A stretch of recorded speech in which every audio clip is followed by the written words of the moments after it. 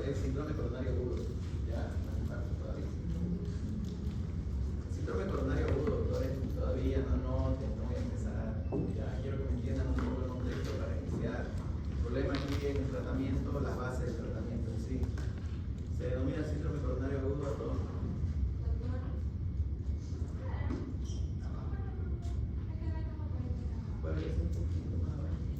Voy a hablar. Ya.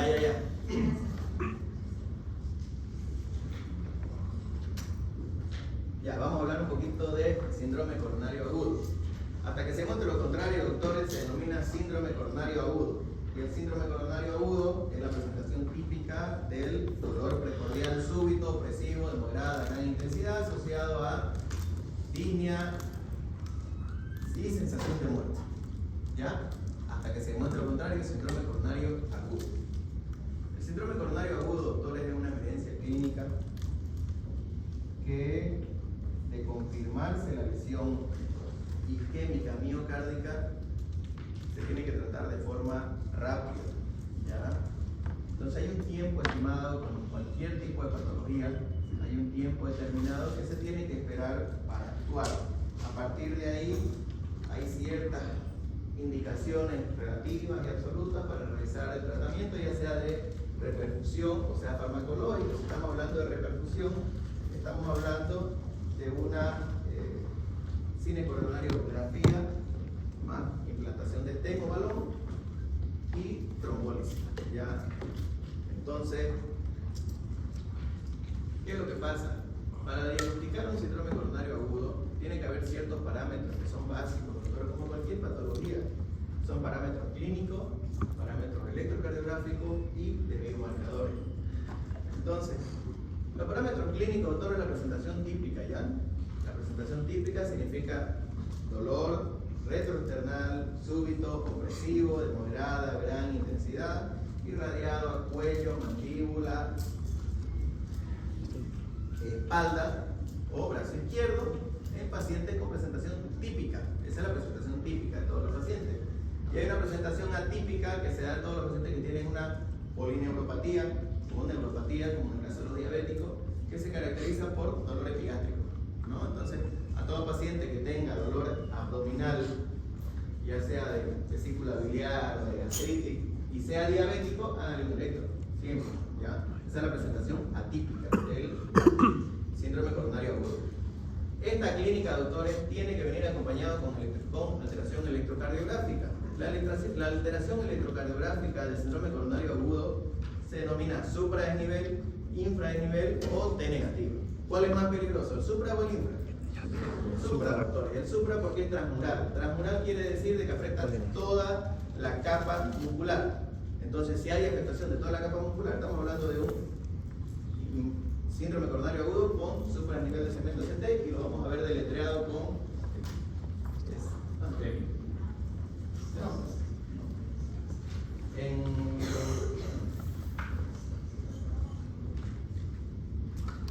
síndrome coronario agudo con supra ST, con supra ST, así, ¿ya? Así lo van a ver en toda la denominación, ¿ya? Es solo abreviatura. Entonces, el supra, doctores, es una evidencia clínica, ¿ya? ¿Por qué? Porque toda la capa muscular está afectada, toda la capa muscular está tomada. Entonces tenemos un tiempo determinado nosotros para realizar una repercusión farmacológica y una repercusión intervencionista. La repercusión farmacológica, doctor, está a base de medicamentos que se llaman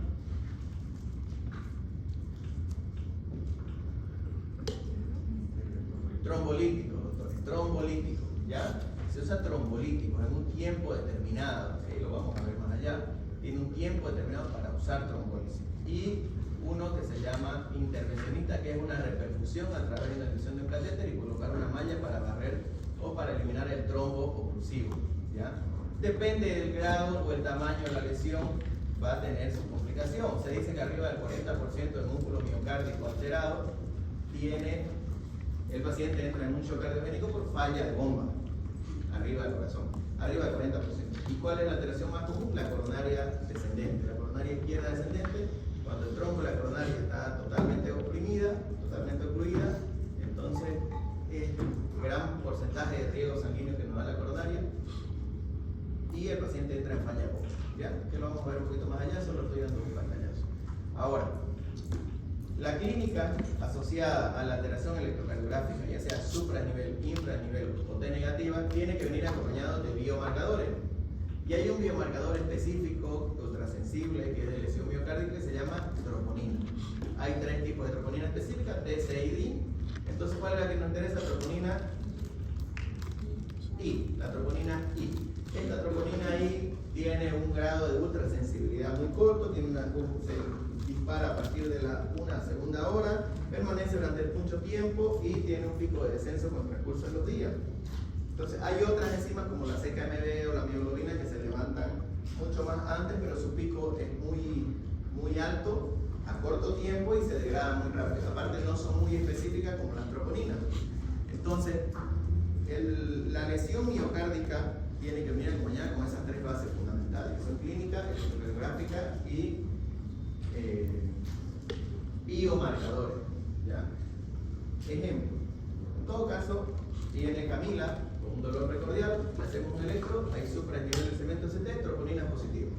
Tenemos un tiempo determinado nosotros y lo vamos a ver más allá, de 90 minutos para realizar reperfusión intervencionista y 120 minutos para realizar, 90 minutos si es que para realizar fibrinólisis y poder alargar el tiempo de la intervención a 120 minutos. A partir de ahí el músculo lesionado. Ya.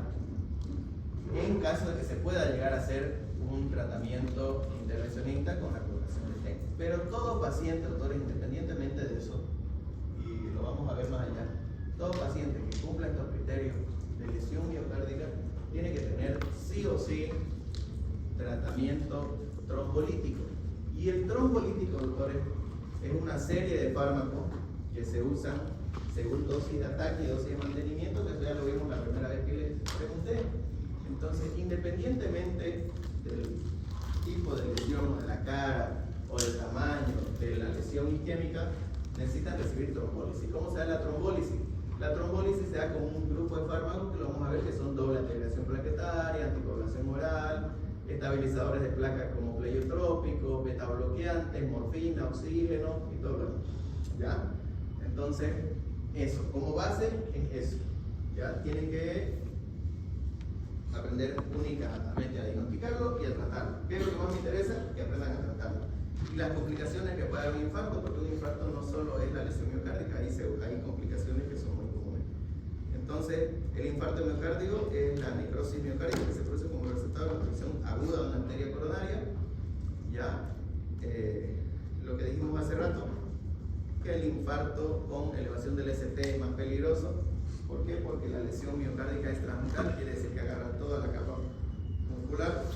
Entonces entra en hipoxia gran parte del músculo y se vuelve insuficiente. No tanto así como la lesión infra del nivel del segmento ST, que la lesión miocárdica es parcial, no es total, pudiendo así tener un poco de repercusión o colaterales o no es tan complicada a pesar de que sí necesita tratamiento. De todas maneras se puede esperar un tiempo determinado, más de 12-24 horas para realizar repercusión farmacológica o intervencionista. Pero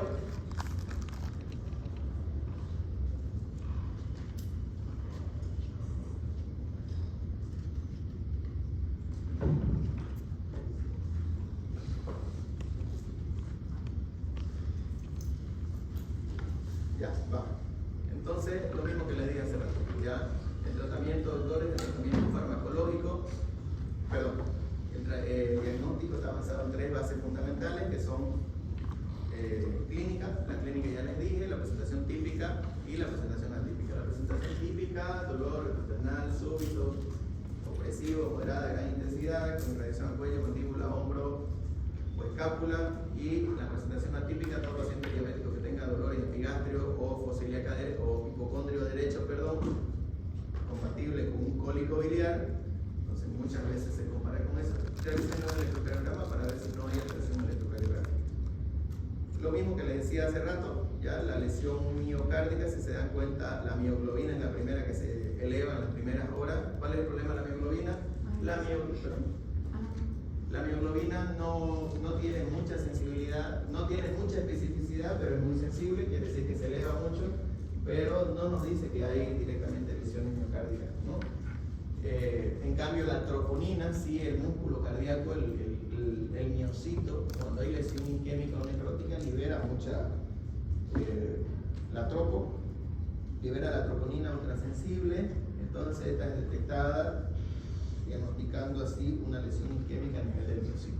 Esta troponina permanece durante mucho más tiempo, se eleva más rápido y con esto podemos hacer curva de troponina. Ya se puede saber cuánto de lesión miocárdica tiene hoy, mañana, si es que empeoró, si es que mejoró, si es que posterior a la hiperfusión se pudo mejorar la zona isquémica, entonces se puede hacer curva de troponina. Ya, entonces vamos a hacer un poquito más rápido, más directo, porque tenemos 2 clases más nada más. Entonces, vamos a ir avanzando más rápido. Ya, nada, el cambio electrocardiográfico, mucho depende de la cara de la lesión. La pared anterior B2 y B4, la pared septal B1, B2, la pared lateral 1 ABL, B5, B6, la pared inferior 2, 3 y ABF y la pared posterior de B1 a B4. Hay 5 tipos de infartos, doctores. ¿Cuál es el que nos importa? El infarto tipo 1, ya que es la ruptura, ulceración, erosión o disección de la placa aterosclerótica. Lo más común es esto. Una placa de ateroma que se pegó en la arteria, en algún momento se libera, hay una oclusión parcial, ¿ya? Y en algún momento esta placa se libera y va a ocluir más allá, causando una isquemia miocárdica, ¿no? Ese es el más común, el conocemos porque el tipo 2 es un desbalance isquémico, es un desequilibrio entre la oferta y la demanda. ¿En qué pacientes dijimos que vemos esto? En pacientes sobreexcitados a nivel simpático, en los pacientes que tienen sobreexcitación con uso de drogas o con algunos fármacos, ¿no? Por eso lo que aquí, chicos, el 2 es el típico que consume Viagra, ¿ya? ¿Por qué? Porque el Viagra causa vasodilatación, aumento de la frecuencia, aumento del volumen. Entonces, aumentando esto, aumenta la demanda y por ende hace un pequeño espasmo. Al hacer espasmo es el infarto tipo 2, que es el más común. El consumo de sobreexcitantes, ya, oferta y demanda. Tu corazón necesita tanto que en algún momento se cansa y hace un espasmo y te infartas. No te infartas por un trombo, te infartas por sobredemanda. El paciente de la tercera edad, o muchos jóvenes que actualmente están consumiendo Viagra, hacen muchas lesiones isquémicas por esto. El tipo 3 nunca se sabe el diagnóstico y los otros están relacionados con tratamiento endovascular. Ahora, si me estoy saltando muy rápido, chicos, porque quiero avanzar 3 o 4 temas ahora, ¿ya? Entonces, hay ciertas cosas, doctores, que tienen que aprender ustedes, como ciertas clasificaciones, ¿ya? Un infarto puede venir solo o acompañado de algo, de algunas complicaciones. No solo es la lesión isquémica que causa el problema. Entonces, hay ciertas clasificaciones y ciertas escalas que tienen que aprender ustedes según el índice de mortalidad que pueda tener un infarto. En este caso, hay una clasificación que se llama Keeley-Kimball. El Keeley-Kimball dice de que un paciente puede tener clase 1, puede tener un infarto y no tener nada más. En el caso de Johnny se puede infartar y solo tener el típico dolor, troponina positiva, electropositivo y nada más. Pasó. La clase 2 dice de que Johnny se infartó y tiene síntomas de insuficiencia cardíaca congestiva. Quiere decir que tiene vectores crepitantes bilaterales, basales, disnea, tercer ruido, ritmo de galope, signos de insuficiencia cardíaca. Pero el Keeley-Kimball 3 dice el paciente se infartó y hizo edema agudo de pulmón. Entonces eso es el siguiente tema que vamos a ver, que se llama edema agudo de pulmón. Es muy común en pacientes que sufren una emergencia hipertensiva. Les dije en la anterior clase que una de las complicaciones de la emergencia hipertensiva puede ser o el infarto agudo de miocardio o el edema agudo de pulmón. Entonces pueden venir asociadas. Cuando una alteración electrocardiográfica con troponina positiva viene con edema agudo de pulmón por hipertensión, se denomina Keeley-Kimball clase 3.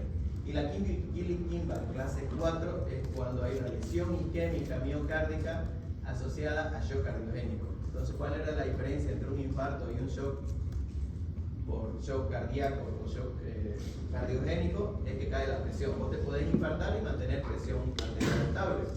En el momento que cae tu presión arterial, te choqueaste, ¿ya? Y ahí cambia totalmente el tratamiento, lo mismo que dijimos en la insuficiencia cardíaca. En este caso, si el paciente se choquea por un infarto, primero empieza el leño inotrópico, vasopresores, luego tratan lo demás. Entonces, la idea es que, sabiendo de que siendo un shock cardiogénico, se dice que prácticamente un 40 a 50% del músculo miocárdico está tomado.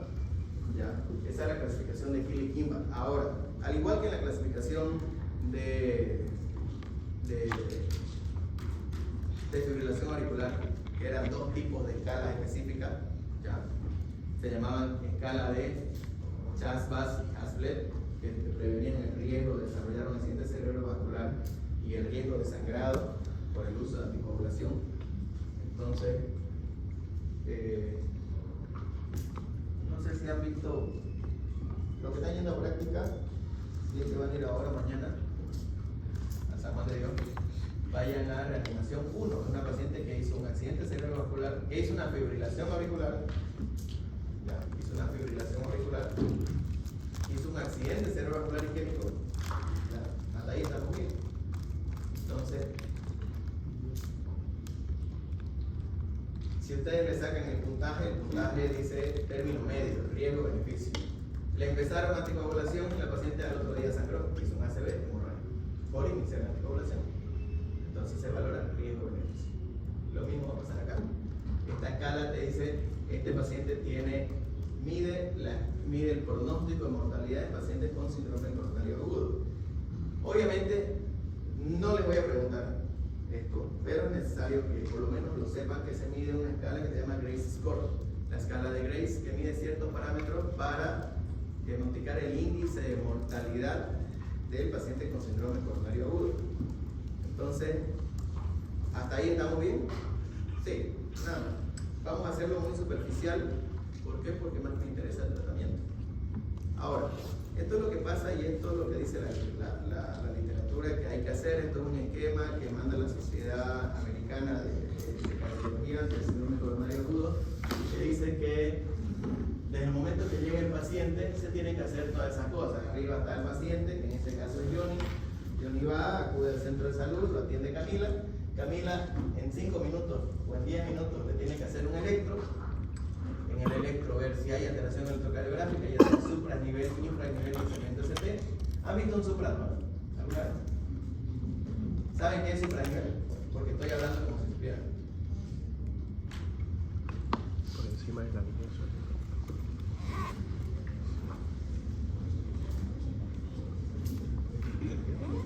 Por encima de la línea suelta. Ya, pero en un minuto.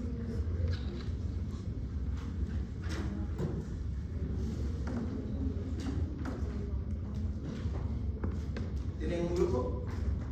¿Tienen un grupo? Envíenme un mensaje, por favor. Ya que todos están con su teléfono, por favor, miren esto. Ya, gracias.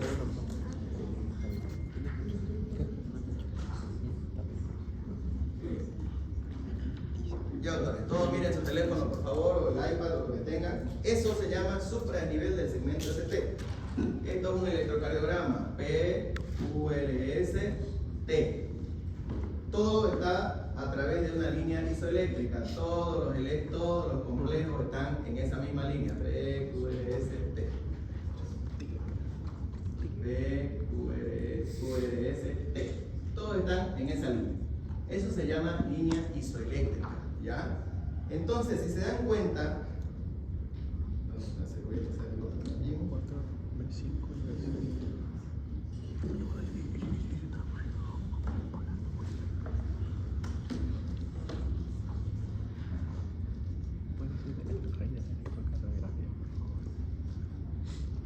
miren B1, todos miren B1. B1 hace esto.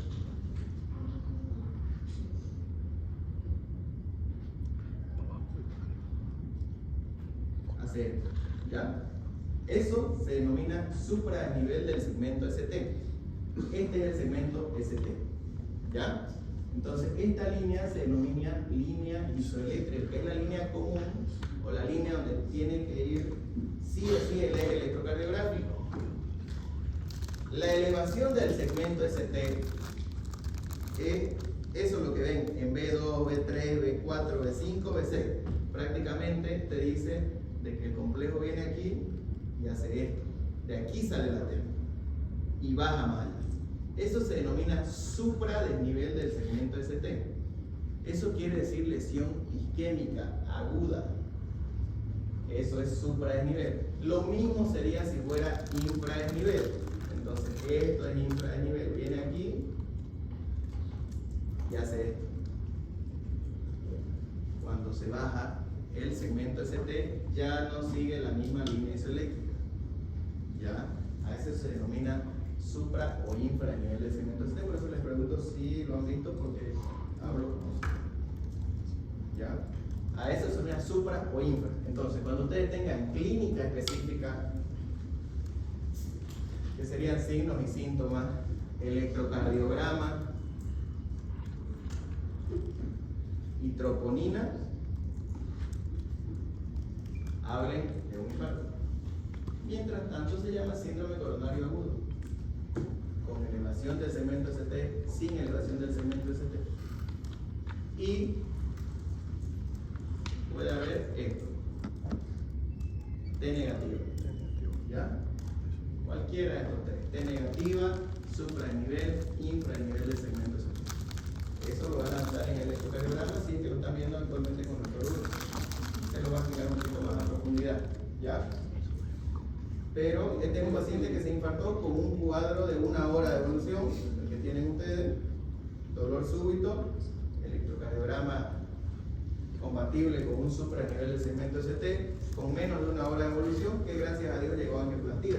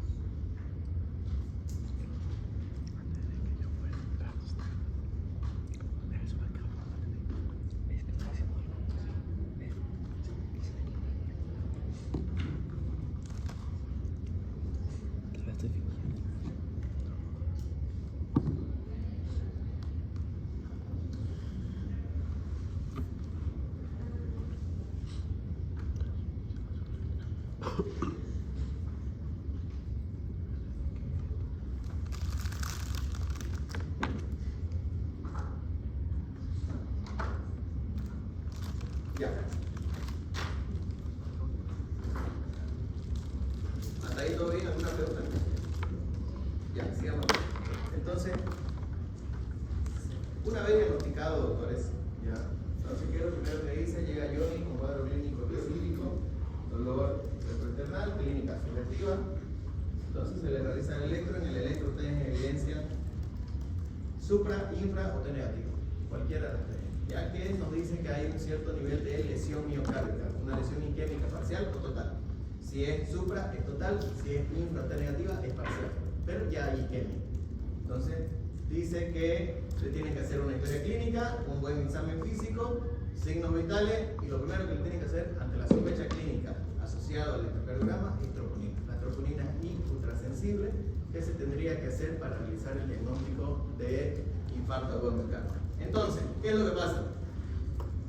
En el primer cuadro, que es este de acá, dice IANSES. IANSES significa infarto agudo de miocardio con supradesnivel del segmento ST. Si ustedes tienen la clínica específica, tienen troponina, tienen electro, ¿qué es lo que le tienen que hacer? Entonces, si yo veo un supradesnivel, ¿ya?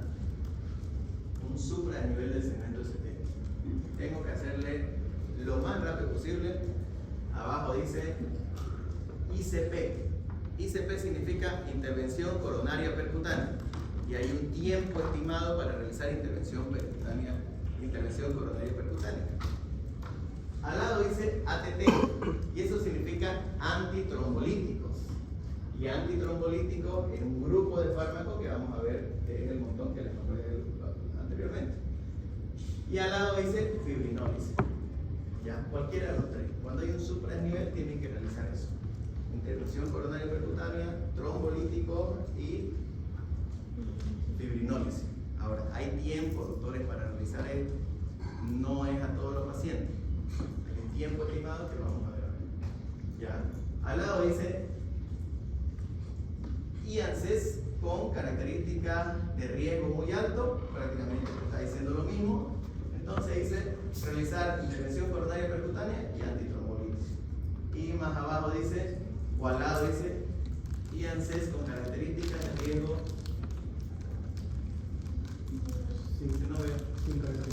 Sin características de riesgo muy alto. Dice igual realizar intervención coronaria percutánea y trombólisis. ¿Cuál es la diferencia aquí, doctores? En todos hay que hacer intervención coronaria percutánea y trombólisis. Solo en uno dice realizar fibrinólisis. ¿Ya? Y ahorita les voy a explicar un poquito mejor. Pero una vez diagnosticado, lo que tienen que hacer es intervención coronaria percutánea, ICP y trombólisis. ¿Qué es lo que me interesa que ustedes aprendan? Me interesa que ustedes aprendan el tiempo de cuándo usar trombólisis, porque es lo que van a hacer ustedes no van a hacer un cateterismo. Y sí o sí, doctores, como el Padre Nuestro, trombolítico. Eso sí, ahí sí no les voy a perdonar una dosis, una letra, un medicamento. Eso es examen, se los aclaro. Trombólisis tienen que saber hacer todos, ¿ya? Porque sí o sí tienen que aprender a indicar un infarto. Y qué poner y qué no poner, que se los voy a nombrar ahora. Vamos bien, ¿ya?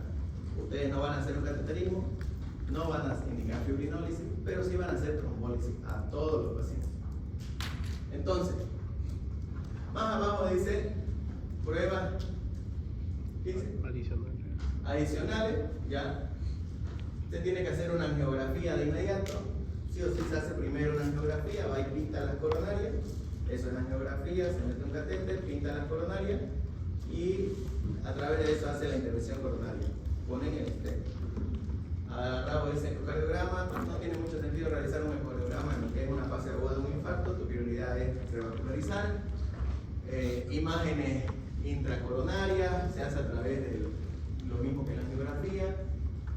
Imagen no invasiva, resonancia, niveles de troponina y monitorización electrocardiográfica. Prácticamente dice, hagan estudios y tropo y electro, nada, ¿ya? Entonces, y el tratamiento está basado en lo último. Y ahora vamos a ir al tratamiento. Entonces, ¿qué es lo que dice? Una vez diagnosticado un supra, que el supra es el más peligroso, entonces es el que tienen que aprender a tratar sí o sí. Una vez diagnosticado el supra a nivel de segmento ST,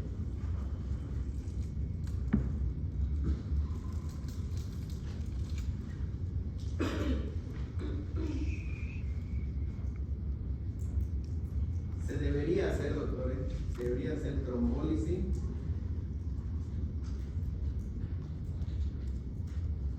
trombolítico, no, fibrinólisis durante los primeros 90 minutos, ya, durante los primeros 90 minutos. Ahora, ¿para qué? Para aumentar el tiempo de poder realizar una intervención coronaria percutánea. Lo ideal fuera realizar una intervención coronaria percutánea antes de los 90 minutos, quiere decir realizar un cateterismo cardíaco antes de la hora y media de dolor. Ya, antes de la hora y media para que sus músculos no sufran. Eso fuera lo ideal. Pero en el mundo en el que estamos, es muy difícil, bueno, que lleguemos a la hora y media, o a los 120 minutos, que son 2 horas. Entonces, normalmente cuando nos llega el paciente ya nos llega pues con 6, 7, 8, 10 horas de dolor. En todo caso a ustedes les va a llegar ese tipo de pacientes más que todo. Entonces fibrinólisis no van a llegar a hacer mucho. No muchos van a llegar a hacer intervención coronaria percutánea o un cateterismo cardíaco. idea es que aprendan que por lo menos hasta los 120 minutos se puede hacer, hasta los 90 minutos se puede hacer fibrinólisis. A partir de los 90 minutos, doctores, ya no hay sentido. ¿Ya? A partir de los 90 minutos para adelante ya no hay sentido. Y se hace fibrinólisis ¿para qué? ¿Con el fin de qué? Con el fin de alargar el tiempo hasta los 120 minutos de realizar intervención coronaria percutánea, realizar un cateterismo lo más antes posible.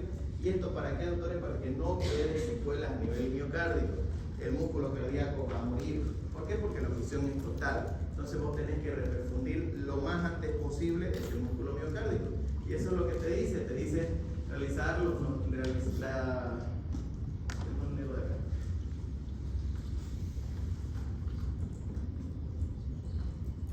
Entonces, si la intervención coronaria percutánea es posible antes de los 120 minutos, si dice sí, realizar el estudio. Si dice no, que está en la guinda, darle fibrinólisis, le da fibrinólisis. ¿Ya? ¿Para qué? Para llegar a la intervención coronaria percutánea. Ahora, esto es lo que más me interesa de ustedes.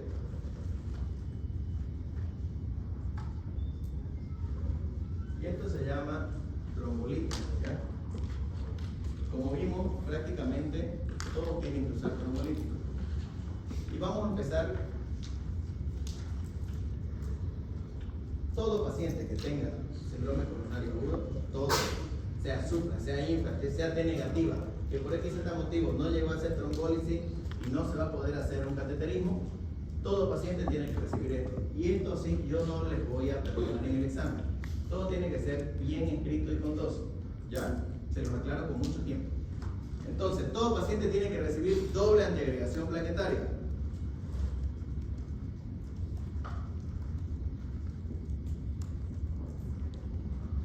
Entonces, ¿cuáles son los antiagregantes plaquetarios? Ácido acetilsalicílico. Aspirina, mal llamado. Ácido acetilsalicílico. Ahora, la aspirina, doctores, tiene una dosis de ataque 160. y una dosis de mantenimiento.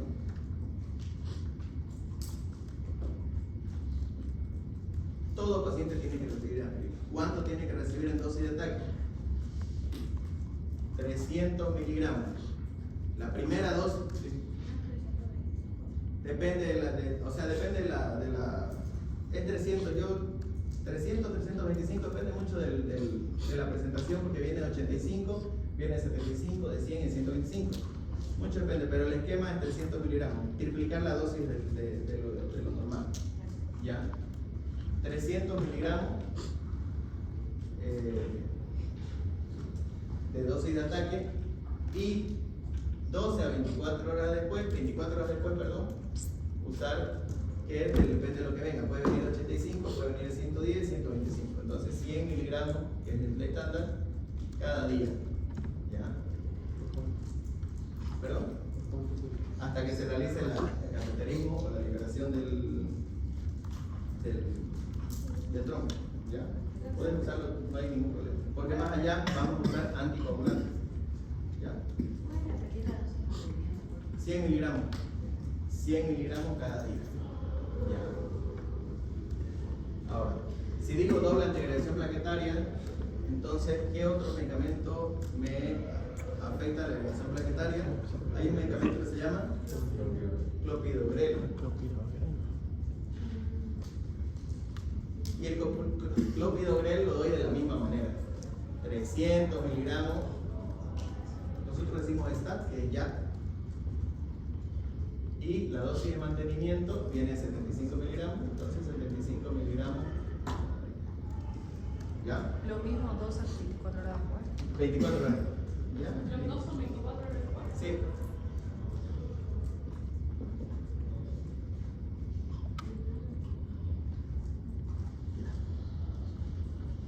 Doble antiagregación plaquetaria. Sí o sí hacemos eso. Ahora, ¿qué otra cosa damos? Tenemos que dar doble antiagregación plaquetaria. Tenemos que dar algo que se llama anticoagulación.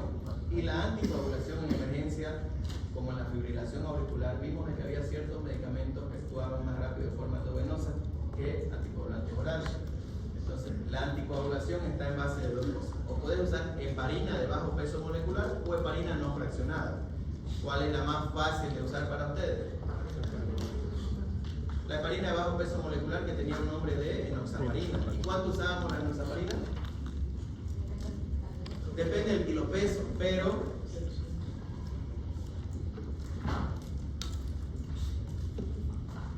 y cuando vimos fibrilación le dije lo mismo van a hacer en infarto.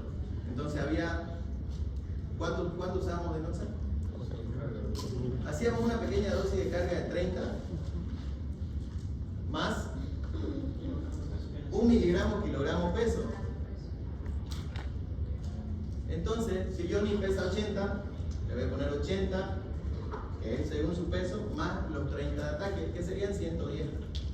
¿Ya? 110 miligramos. Y después, la dosis de mantenimiento era 1 miligramo kilogramo peso, pero ya cada 12 horas.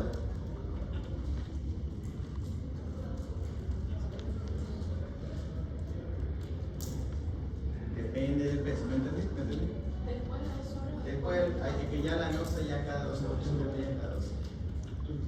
Hago 2 ataques después de 2 horas. No. Después del 4. Y después la sigo 2. No. Esto llegó Johnny y le hacemos todo esto. Primero. ¿Ya? En el caso de la aspirina y el clopidogrel, su vida media es más larga, se usa cada 24 horas. En el caso de la nosa, su vida media es 12 horas, entonces a las 12 horas decimos ¿ya? La enoxaparina. Perdón, 1 miligramo kilogramo peso, lo que pesé. Si yo le pongo el examen que pesa 80, me dan 80 cada 12 horas. Si le pongo 60, 60 cada 12 horas. A no ser que tenga contraindicaciones. Ya, entonces hacemos doble antiagregación, hacemos anticoagulación, sí o sí, doctores. Eso, por favor, sagrado, no se equivoca en una letra, está mal para mí, porque esto es sagrado. Tienen que aprender a indicar un infarto, sí o sí, ¿ya? Ahora, doble antiagregación, anticoagulación. ¿Qué más tengo que usar? Tengo que usar algo que se llama estabilizador de placas. Y se usa atorvastatina. ¿Perdón? A dosis alta, la dosis más alta de la torba es 80 miligramos. 80 miligramos. Y luego se mantiene de 80 miligramos cada día. ¿Ya? Así puede indicarlo como lo estoy indicando, no hay ningún problema. Lo mismo van a indicar el resultado.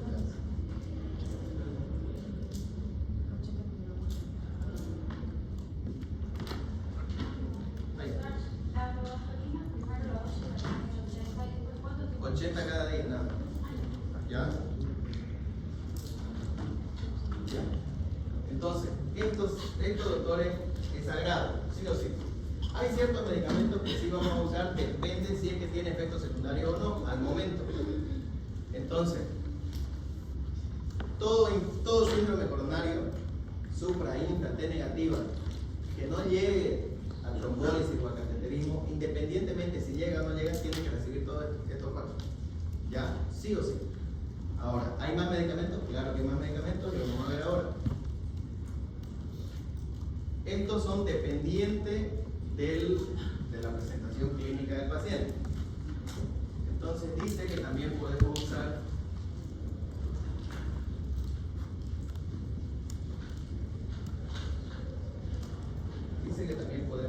un medicamento que se llama beta bloqueante.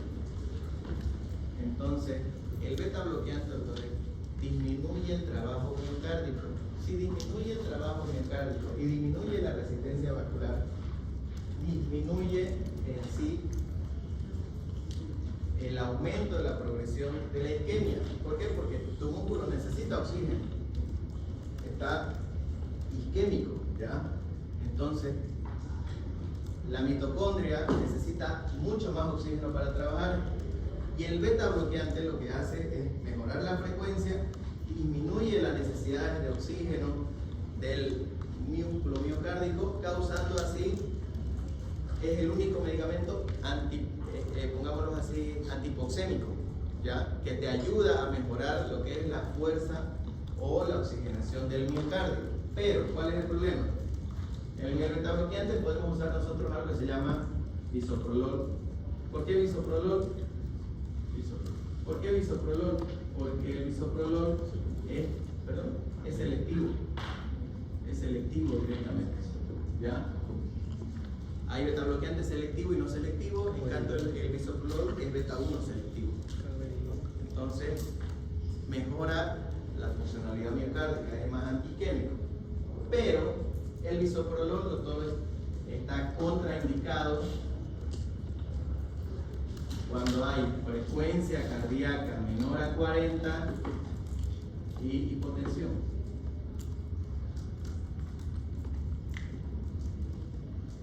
¿Por qué? Porque baja la frecuencia cardíaca y baja la presión.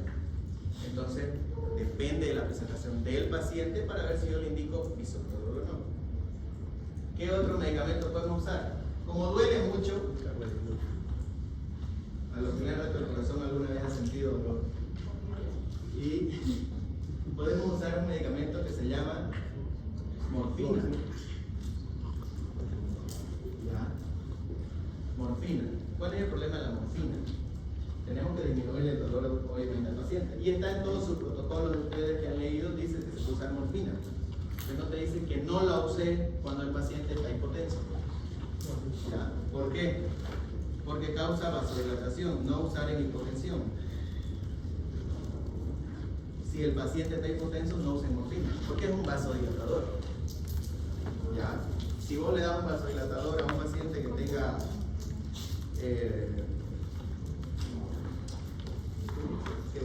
que tenga bajo débito o mucha lesión miocárdica, lo vas a hipotensar más y vas a causar un shock cardiogénico por indicarle la morfina.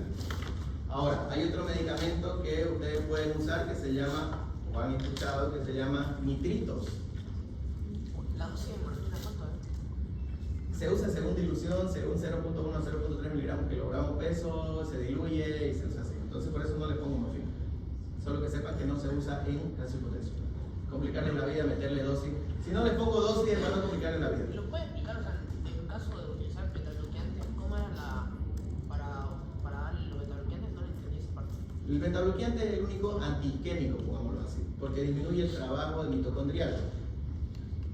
Tu corazón está sufriendo por isquemia, ¿ya? Porque se tapó. Entonces, el músculo miocárdico, la mitocondria necesita más trabajo, trabaja más, porque necesita más oxígeno. Lo que hace el betabloqueante es disminuir las necesidades, disminuyendo el esfuerzo. Hace que tu corazón, pongámoslo así, no se esfuerce tanto para requerir tanto oxígeno, ¿ya? Disminuye el tono simpático. Si disminuye el tono simpático, mejora la frecuencia, te baja la frecuencia. Al bajar la frecuencia, mejora la oxigenación, porque no hace que trabajes tanto, ¿ya? ¿Puede ser contraproducente? Sí. ¿Por qué? Porque obviamente te va a bajar la presión y te va a bajar la frecuencia. Por eso está contraindicado en hipotensión y en frecuencia cardíaca baja, porque su plan es que tu corazón trabaje menos, ¿no? Si trabaja menos, ocupa menos oxígeno. Entonces es antihipoxémico. Pero no le vas a dar si la frecuencia cardíaca menor a 40 o está hipotenso. Lo mismo con la morfina. Duele, ¿ya? La isquemia miocárdica duele. Si duele, tenés que darle algo para el dolor. Entonces, ¿qué se da? Se da opioide, se da morfina. ¿Por qué? Porque es más rápida, su mecanismo de acción, su vida media es corta, no tiene tanto efecto secundario, le puedes dar tramadol si quieres, pero causa muchas náuseas, es de más fácil manejo. Entonces, el problema de la morfina es que causa vasodilatación. Entonces, si vos le das morfina a un paciente que ya está a punto de choquearse, vas a causar que se choquee totalmente. Ya, tenés que evaluar la presión arterial. Y hay otro medicamento que se llama nitritos, ya, o la nitroglicerina, que se usaba, pero se usaba vía oral. Soy un mononitrato isosorbide, nitrato isosorbide, isordil, no sé si han escuchado alguna vez, pero se llaman nitritos. ¿Ya? Lo mismo, no se da nitritos en pacientes que tengan hipotensión.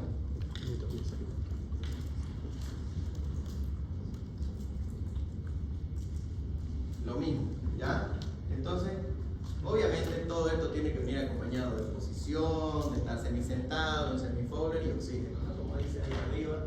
Entonces, oxígeno, sí o sí, porque no sale hay un grado de isquemia. Y todo lo demás, nitratos solo en caso de dolor si no hay hipotensión, opioides solo si hay dolor, porque generan el enrojecimiento y causa hipotensión. Metoprolol es endovenoso. Nosotros en Santa Cruz, en Bolivia, no tenemos metoprolol, por eso usamos un beta-bloqueante como el bisoprolol. Estatinas por su efecto pleiotrópico, que estabiliza placa, y bloqueadores de los IP2 y U2, que se llama clopidogrel. ¿Ya? Ahora, las estatinas, doctores, les explico por qué dice estatina. Las estatinas se usan para disminuir lo que es el colesterol y triglicéridos, ¿ya? Atorvastatina, rosuvastatina, todas esas cosas. Los usan las personas para bajar las grasas en sangre, pongámoslo así, ¿ya? ¿Qué efecto tiene en el corazón? ¿Por qué nos ayudaría?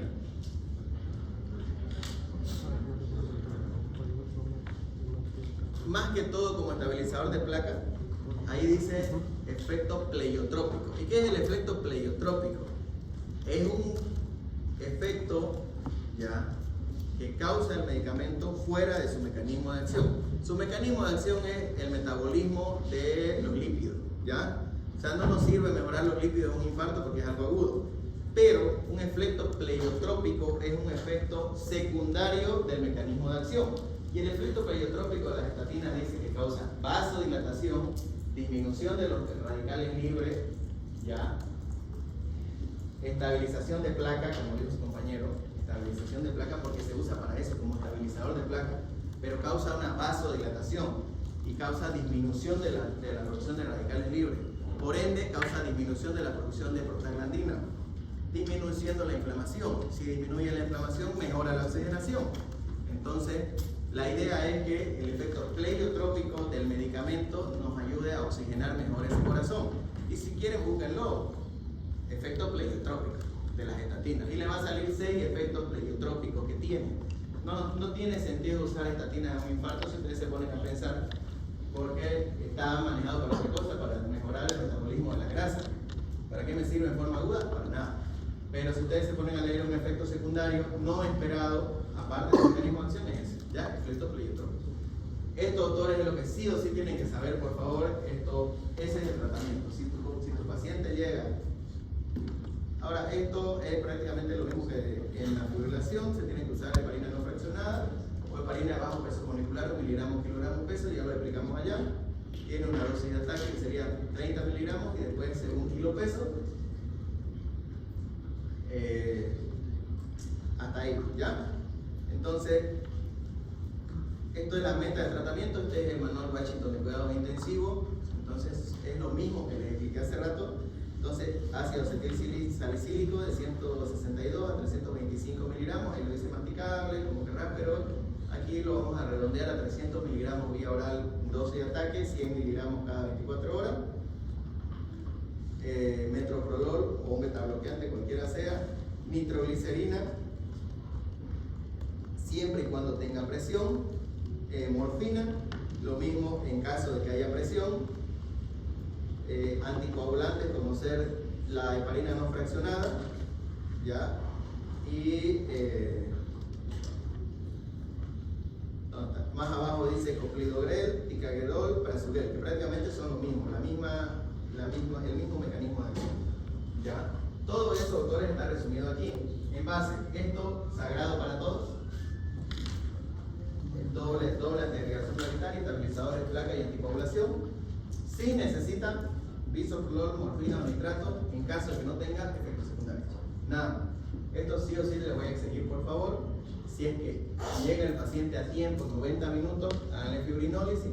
Si no, independientemente tiene que recibir todo esto. ¿Ya? Todo el tema de infarto es resumido en esto. ¿Por qué se supone que yo terapia? Fármaco. Solo fármaco. ¿Ya? Entonces, todo lo que está resumido aquí, todo lo que tiene en su libro y están buscando en ChatGPT es lo mismo. Es absolutamente lo mismo. No hay ninguna diferencia. Entonces, ahora, al igual que en el accidente cerebrovascular isquémico o en toda lesión isquémica que ustedes usen fibrinólisis, quiere decir que usen medicamentos para destruir el trombo. Más allá de las indicaciones, tienen que saber las contraindicaciones, cuándo no darlo.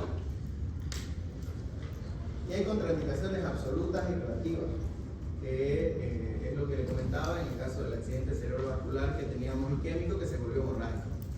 ¿Ya? Entonces, ya 5 minutos son 50 minutos de hablar. Se pierden en un ratito ustedes.